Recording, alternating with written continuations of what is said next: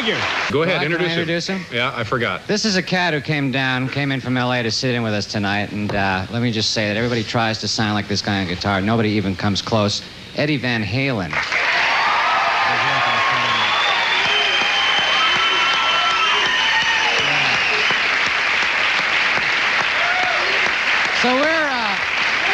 So we're having a good time. We're having a good time over here tonight. Eddie, nice to have you back. You were with us in California. Thanks for being here. You know what, Paul, we got to do? Oh, by the way, Paul...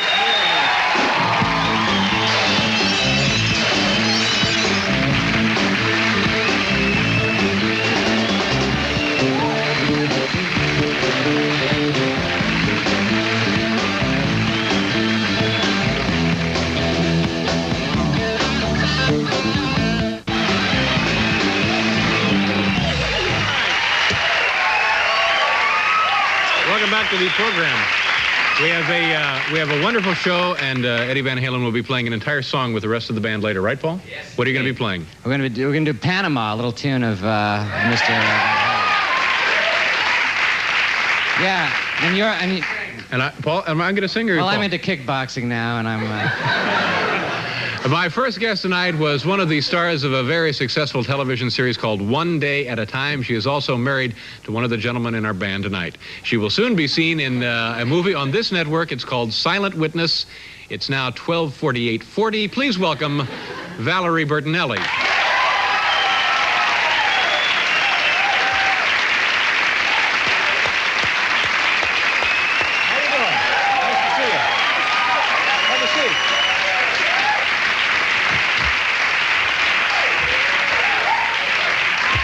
You look great. Thank you, so do. Thank you very much for being here. Thanks. Do you want to talk about this? I was just leafing through this magazine. Uh-huh. This is kind of embarrassing, isn't it? But on the other hand, it should be flattering, I think. Don't you think so? Well, I'm seeing who really runs the magazine. All right, well, let's tell the folks what it is. I guess this is the newest issue of Penthouse magazine, July. That would be the new one. You're listed as one of the 10 sexiest stars, I guess, in America. There's some pretty good folks here.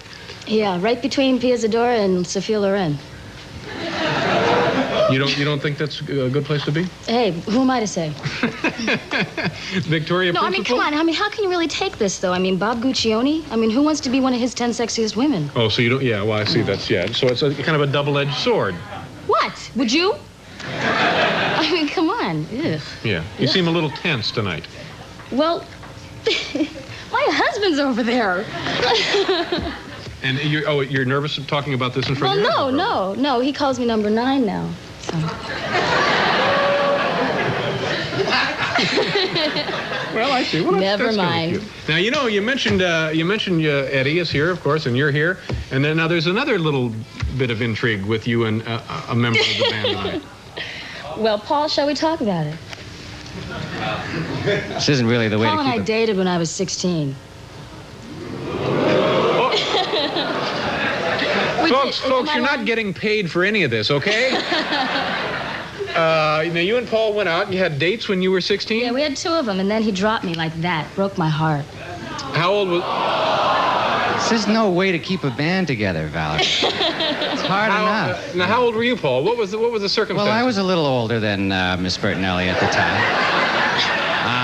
But let me say that we were just good friends at the time. Now, you were doing a television show at the time, Paul? That's right. We were working on the same lot, and you know how people sort of chum around when they... You broke my heart. What are we talking about here?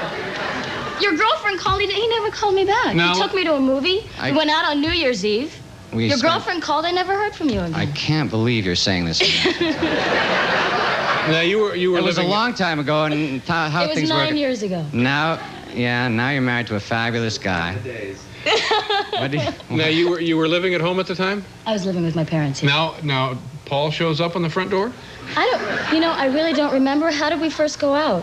Well, did you meet Valerie's parents? Yes, I did. I would drive out to Reseda. I forgot about that. And I would meet Mr. and Mrs. Bertinelli, yes. And then what did they think of all of this? They were very, very nice to me. Uh-huh.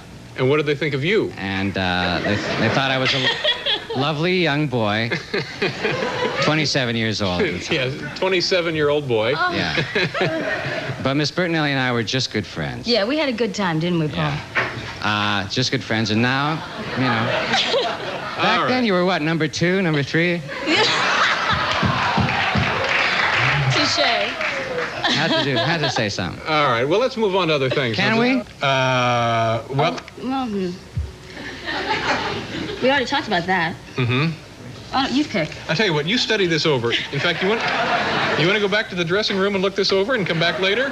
No, that's okay. I'll sit here for a little longer. We'll be right back, folks, once we've selected a topic here from the sheet. Don't worry.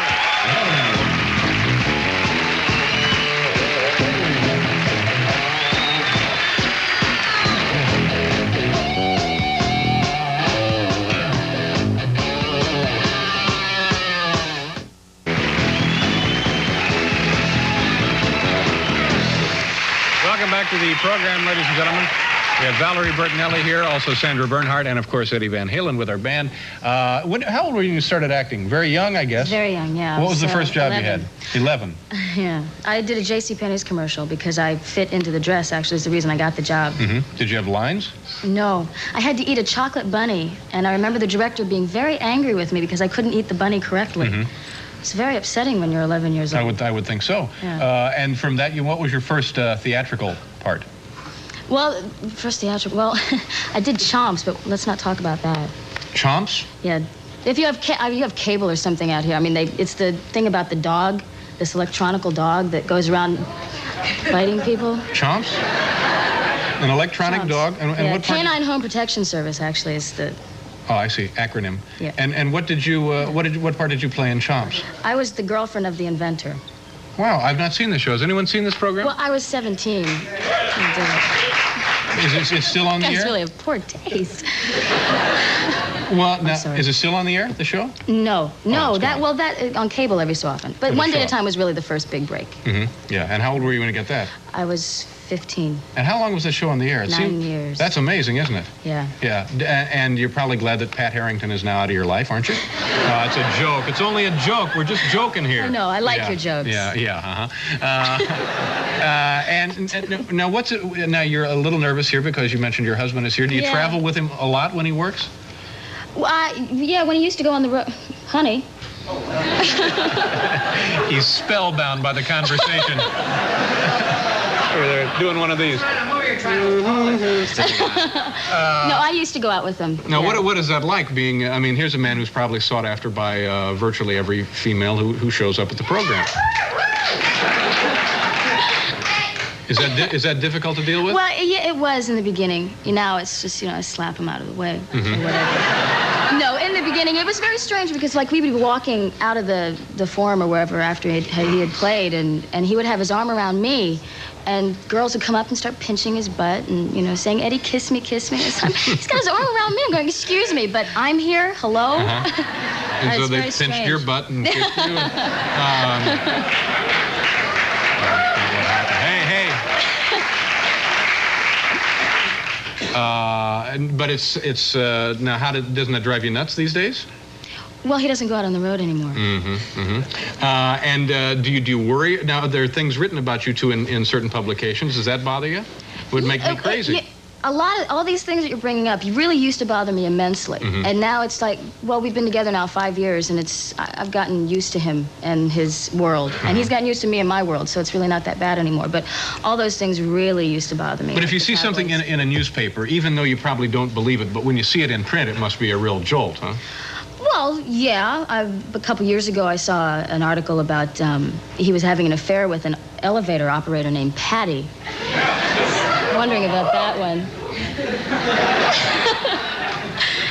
Those little things like that, and how I'm keeping him in the marriage because I'm buying him expensive gifts. Yeah, that's really difficult, isn't it? It's really... Yeah, it takes a lot out of your wallet, No, but... Sorry. No, but you know what I mean? It's difficult to be married, let alone have things like that written about. It's difficult being married, let alone having people judge you all the time. Yeah. Yeah. I mean, you should find out. It's nice being married, though. You want to get married, don't you? Well, sure. Of course I want to get married. I think you'd make a very nice husband, as a matter of fact. I'm sure I would. Well, it's 12:59:23, and we have to move along. All right, the film on this network is called Silent Witness. We'll be seeing it soon? Probably the first couple weeks in October. Okay, great. Nice to meet you, Valerie. Thank you very much for being here. We'll be right back.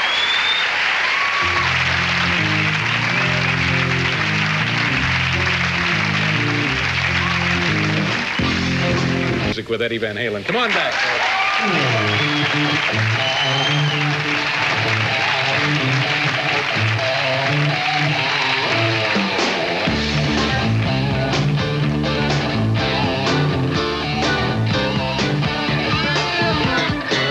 Right here. This guest has been called one of the most innovative musicians working today.